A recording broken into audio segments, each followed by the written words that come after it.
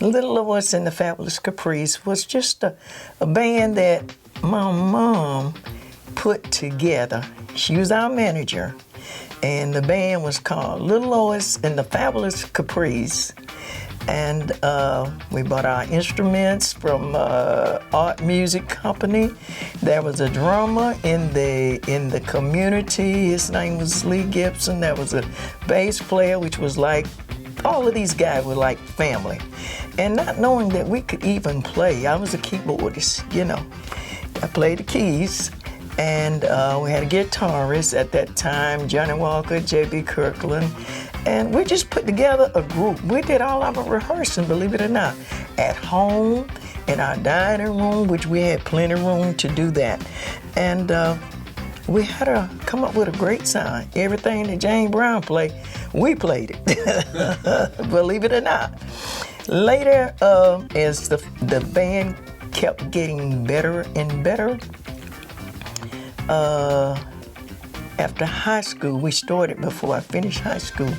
Mr. Bell, Andrew Bell, saw a need for us to play for the kids. So the kids needed recreation, so we started at the Lincoln Community Center under Mr. Andrew Bell. And as time progressed on, and we got a little bit better and a little bit better, Mr. Walter Parker, who was our instructor at Ashford High School.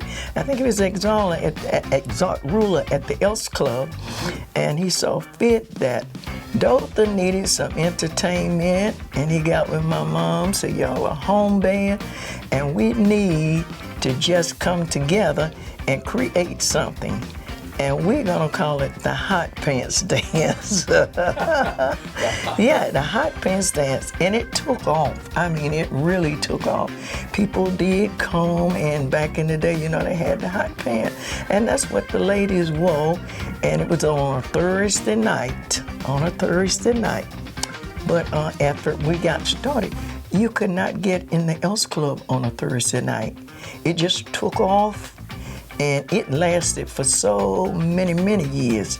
And as a matter of fact, it took off so well that some of the guys from, at that time, Fort Worker, you know, we've changed it now, the name, but from 98th Army Band wanted to play. They wanted to know how they could start playing with the group, the band, and most of these guys, we would tell them to go to my mom and ask. And this is how we created our brass section, and we had one of the brass sections.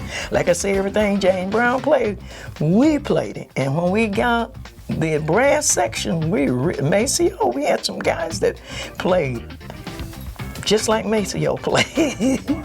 I had the awesome opportunity to meet Ike and Tina Turner. Of course, Ike and Tina Turner came to Dothan every year during the month of October, during the fall, but it was mostly during October when the fair was here that Friday night, that was the big thing for Dothan. Ike and Tina Turner, they would come during that time of the year, and it was every year Shelley would do it that way, bring them to town. Shelley, I don't know if Ike heard me playing.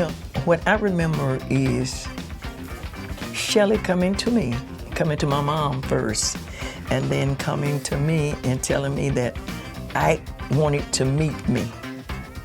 I remember going up the stairs. Evidently, we had played that particular night, and he told me that Ike wanted to meet me. He was interested in me, and that was breathtaking, you know. So Shelley come and got me and took me upstairs in the Capri Club. That was an upstairs where they dressing rooms were upstairs.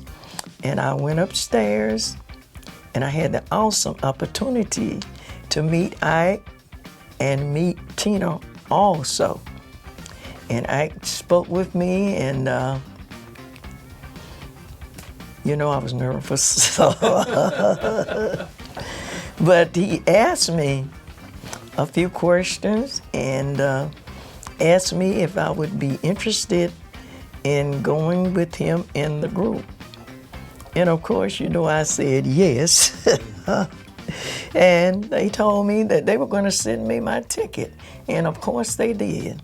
Okay. They sent me my ticket. Tina sat there and listened. Tina was such a pretty lady, such a pretty lady. The Ikettes were up there because we were in the dressing room when he was talking to me. And of course, I got a chance to meet them. I really got a chance to meet them. And I agreed to go. And I agreed to go without permission from my mom. I told him, yeah, I would be interested in it. And he said he was going to send the ticket, and they did send a ticket. And I was called to come to the airport to get the ticket, and they were going to let me know what time I was supposed to leave. And my grandma said, no, you're not going.